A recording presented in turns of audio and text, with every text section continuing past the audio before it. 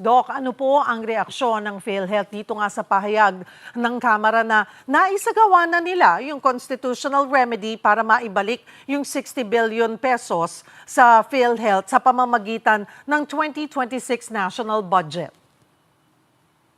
So una po, tinatanggap po namin yung pong desisyon ng ating Korte Suprema.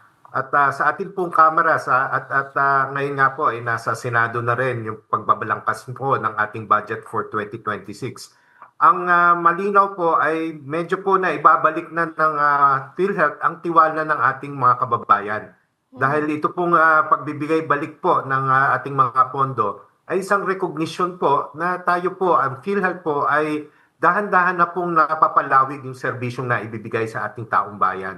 At ito nga pong nakaraang Oktubre sa kabuuan po ay nakapagbigay po kami ng 250.73 billion na benefit payment kumpara po doon sa 136.84 billion last year na katumbas po ng halos 83.23% na increase. So ito po yung tinatawag na meron na po tayong absorptive capacity para po unti-unting mapalawig po ang benepisyo ng ating mga kababayan.